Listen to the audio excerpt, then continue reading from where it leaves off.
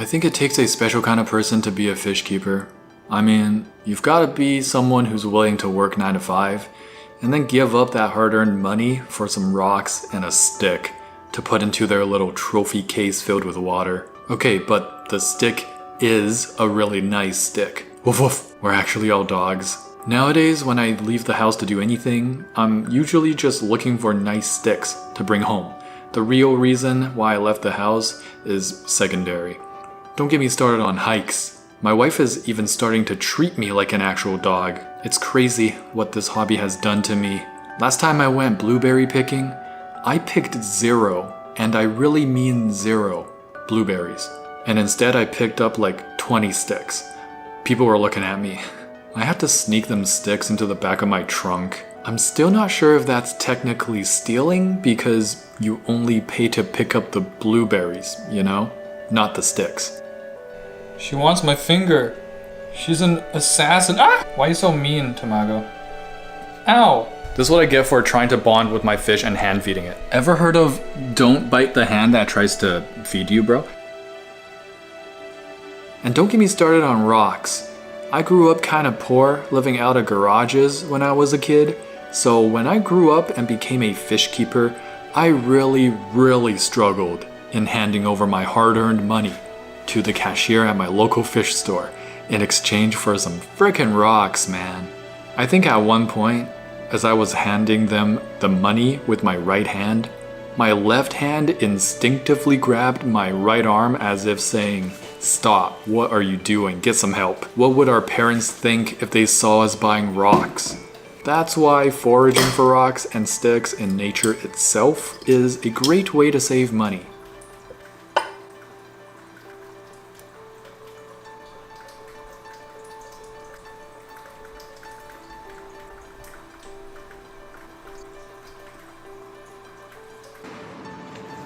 And by nature, I also mean your mother's backyard. Just be opportunistic. Whenever you see a chance, swipe it up. It's yours now. Finders keepers.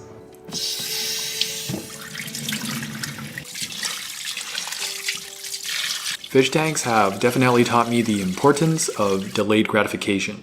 Quite a bit goes into planning for a proper scape, not to mention what sort of animals you're gonna stock it with. Where to put it in the house is even up to debate. A lot of debate, actually, especially if you don't have your own place. Then, after you set it up, it will probably look like actual poo-poo for a little while. Everything in the tank needs to acclimate and grow out. You won't reach your desired look until weeks or maybe even months later. This delayed gratification is more important than ever in our society today. I feel like the more things that give delayed gratification, the better. Everything important in life takes time, after all. Going through school, working at a job to save money, training to get stronger in the gym or losing weight, and even shorter things like cooking requires some sort of patience to see things through, especially if you actually want to enjoy what you've made for dinner. But increasingly, people are being distracted. Not just being distracted from studying or work or spending time with their family, but even distracted from their non-essential stuff. Imagine being distracted from something that's supposed to distract you, like your hobbies. That is a recipe for massive ADHD if I ever heard of one, and I am just guilty of all of this, okay? Scrolling TikTok reels, Instagram reels, YouTube shorts, anytime and anywhere, right before bed, first thing after bed, during our meals when we're supposed to be talking to each other, and definitely during when our meals come back out the other end. All these things create addiction and shorter attention spans. I am no psychologist, but through some very simple assumptions that anyone can make, I could probably put together a paper that easily illustrates how these addictive tendencies and decreasing attention spans can lead to strained relationships, lower performance at school or work, and anxiety. The fact that our fish keeping hobby encourages the exact opposite of that is really goated, in my opinion. Podcasts and inspirational speakers always highlight the importance of exercise and eating right and sleeping right. But the fish keeping hobby, something that never comes up in these self-help guides, checks all those beneficial marks, if not even more. This hobby is healing in many more ways than one. It's got a little bit for everyone, and it naturally teaches a lot that life has to offer. Success, failure, excitement, heartbreak, learning new things, improving things you already know, and the most important lesson of all that life has to offer, sometimes shit happens and there's nothing you can do about it. It is out of your control. Oh, and one other thing I guess, it's that nothing lasts forever. Those two lessons are probably the heaviest hitting lessons that most people, including myself, are nowhere near triumphing over and accepting. I personally hate that life just happens and is out of my control. And what I hate even more is that nothing lasts forever. I hate change. But in this hobby, everything is constantly changing, just as nature itself is never at a standstill. Our little piece of nature wrapped up in see-through glass is also forever changing. Having been a fish keeper for almost 20 years, it's definitely helped set me up towards the right track of acceptance. But man, those neon tetras, no matter how well you cycle your tank and acclimate these little assholes into your tank, there's bound to be at least 2 that die for no reason other than F you, I guess. Not just 1, but at least 2. Seriously, I don't understand. Oh, and shrimp. Before I got the hang of shrimp keeping, I just could not keep them alive. I'd get like 20 of them each time from my shrimp guy. I love you, T, if you're watching. Hope you're doing well, boo-boo. And then they'd all die, and I'd have to go back for more.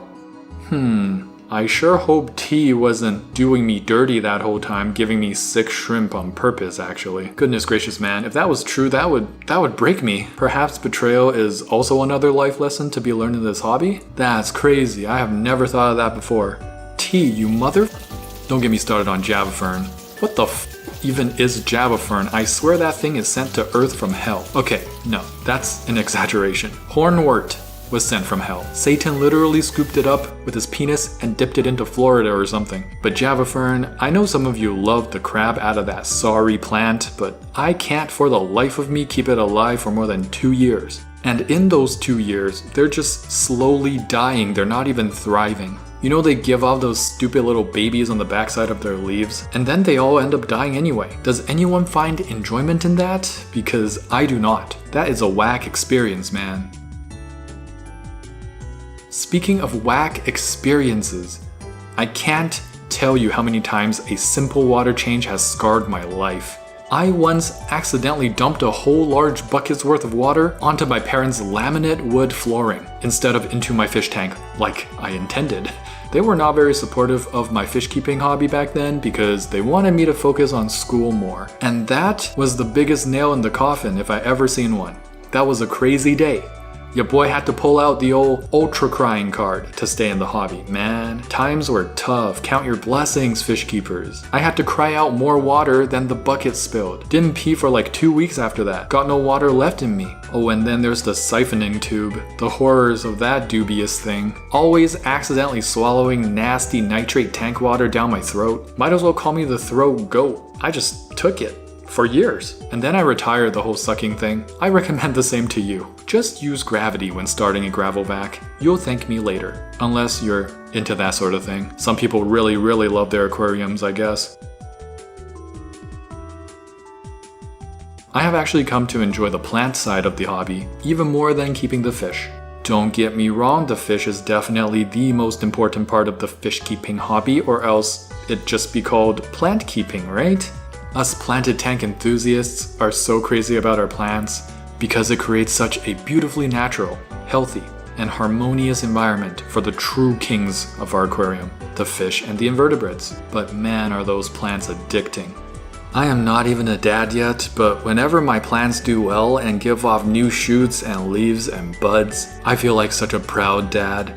So many endorphins. I always be taking pictures of those new leaves like my Anubias just graduated elementary school. Different angles too. There's just something about curating and taking care of an ecosystem that, when it all goes right, there's seldom another feeling that can match it. And to see your fish and shrimp enjoy their lives and flourish in the world you made for them, it's insane if you think about it. Well, I hope you enjoyed this video and that it was calming or at least made you laugh a little bit. It was definitely euphoric for me just sharing whatever the heck I had to say in this video. Have a good rest of the week and keep being the amazing fish keeper that you are. Don't forget to get your hands wet.